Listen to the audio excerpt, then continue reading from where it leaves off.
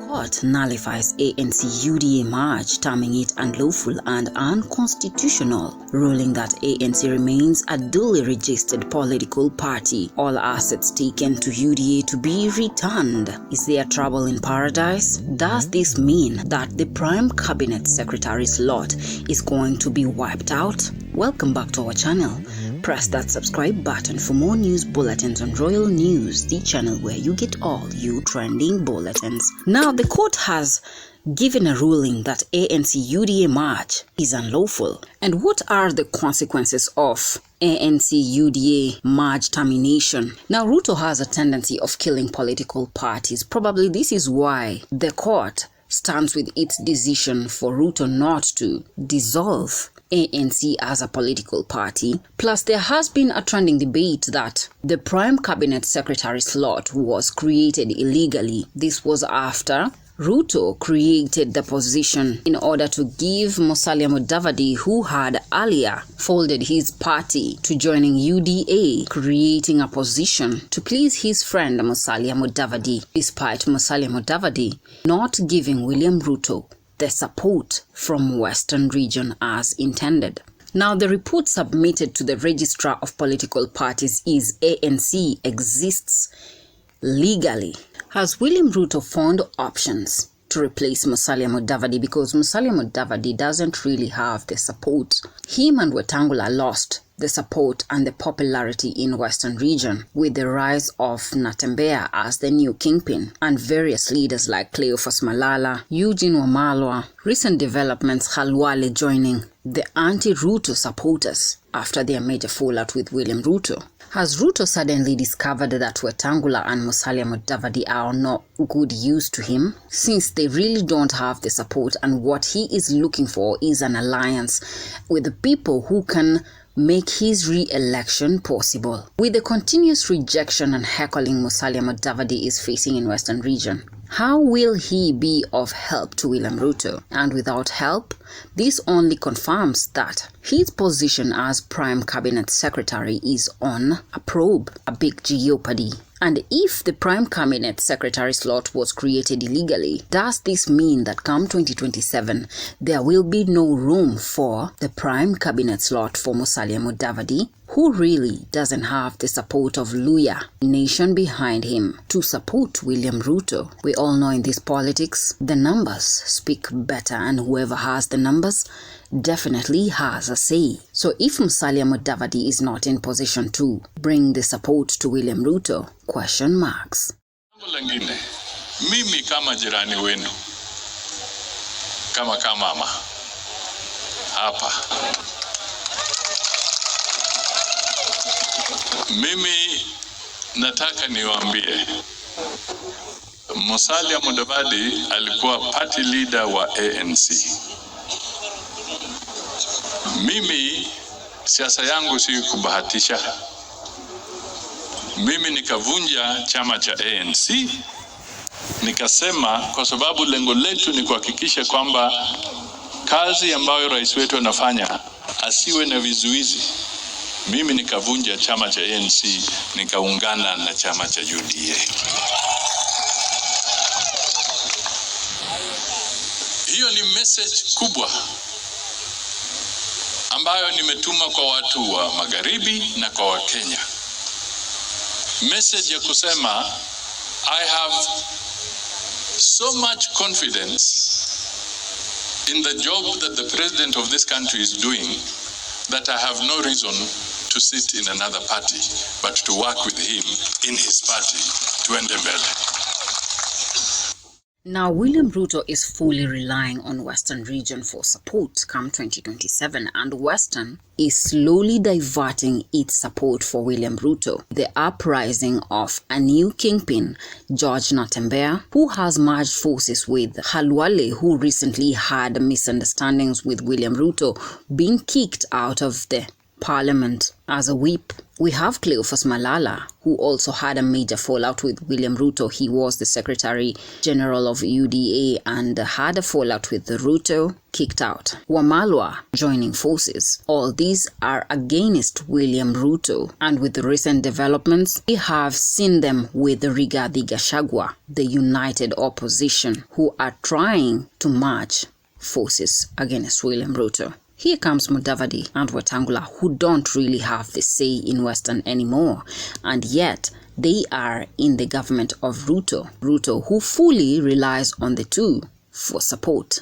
With them not in position to deliver because of the rejection and heckling and the selling narrative of one term, how will they be in position to satisfy the needs of William Ruto? Support for re-election 2027? Definitely, if you cannot deliver, that only means the position of the Prime Cabinet Secretary will be scrapped off. And now his party is also not folded, merging with UDA. There is total trouble in paradise. It is obvious that Musalia Mudavadi is not planning to work with William Ruto 2027. And could this be because of the recent rejection and the heckling, the insults he has been facing a backlash on social media platform when he folded his party to join William Ruto? I mean, no man can actually do that. It's like deciding to live in another man's house where you will have no voice, no support, and these are calculated with the risks. You saw what happened to Rigathi Gachagua when he joined the government without having a political party. He was impeached and thrown out after giving William Ruto support. So what of Musalia Mudavadi, who really doesn't have the support of Western behind him? What will happen to him? Because it's obvious he will fail to give Ruto the support. What do you think could have led to Musalia to withdraw ANC party from UDA? Is it because of the rising march of the broad-based alliance? Because we are looking at 2027 and Ruto is actually cornered looking for every possible solutions for his re-election. Now, since we have the broad-based alliance, definitely they would want their cut and shares of support because they are a great political party. It has reigned for 20 years. It's definitely not going to settle for less. Compared to ODM, ANC is a very small party. Hence, if Ruto can gain the support from Nyanza region and ODM, definitely they will have a say. And when it comes to the agreements and the talks, the negotiations, the numbers have it. Now, is ANC planning to field a presidential candidate in 2027? But even so, the question is, do you think Musalia Mudavadi has all it takes to be the president come 2027? I doubt that because he really doesn't have the support. He will be a very important party. And that's why we shall not fold the party. Sababu, this is the other baseline ambayo ita accommodate any other candidate hapa na pale. And we shall also be shopping for the best candidates. Let them not think of closing or folding ANC. But they should be thinking of the president vying on ANC.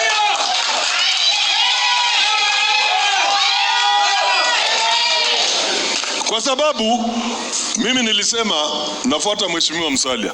Akisema left ni le, akisema right ni ra. Alishasema ya kwamba 2027 sisi tunaunga rais aliyoko urais. Lakini pia tunaomba wasitutishia kwamba yeye nsifu. When they register, we are registering. When they call for election, we are also going for elections. Because politics with parties is about structures and numbers. We want to get the numbers when you go to negotiating table na vyama tanzu vya Kenya kwanza, sisi pia tukuwe na sauti kama ANC. Whose ideal division we believed in. We note that the top leadership of the party has allowed itself and our party to be swallowed up by our competitors. At first, we thought that we were together on a public mission. We see that this was not the case. Our brothers and sisters have allowed our party to be swallowed up without even the basic courtesy of consulting us. While we don't know where and why they have gone, We wish them well, but we want to be emphatic that we will not go with them. We refuse to be part of this journey to the unknown. Na Mudavadi, sisi tumekuwa na imani na wewe, tumekuunga mkono, tulikuwa na imani tukajua unaweza kupeleka Waluya mbele, lakini umeleta Waluya down. It is high time Waluya wafikirie ni nani wanaweza kusukuma mbele, lakini sio Musalia. Itakuwaje mko na watu safari moja mnatembea, alafu wewe unatoka kwa hiyo safari unatuacha sisi wenye tulikusukuma mbele, sasa unaenda peke yako kujipendekeza kwa chama cha UDA. Sisi hatutaenda kwa chama cha UDA, lakini tunasema Musalia umetusaliti. Umetusaliti kwa njia mbaya, na wewe ni mtu mmoja kati ya viongozi wale tuliamini hapa Western kwamba siku moja utatuletea upresident. Kumbe huwezi kutuletea upresident. Kazi yako ni kufuata watu wengine na kubadilisha vyama na kufanya biashara na sisi. Now, the Western region clearly sees Musalia Mudavadi as a traitor for dining and folding his party, joining the UDA. Can he still manage to get the support from Western region? What could have been the reason why Mudavadi has decided to withdraw his party from UDA? Does this mean come 2027 there is no room for Prime Cabinet Secretary? Is it because of the broad-based alliance? Whoever has the numbers definitely has a say. It is called politics, and the numbers rule it all when it comes to negotiations. Politics, the game of interests and benefits. Whoever has the numbers definitely has a say. Support someone to get something in return. What say have you? Leave me your views on the comment section. Subscribe to Real News, the channel where you get all your trending politics. In case it's your first time to listen in, press that subscribe button and ring your notification bell so that you can be fast to receive the news bulletins once we upload them. Until then, JD Ishmaels.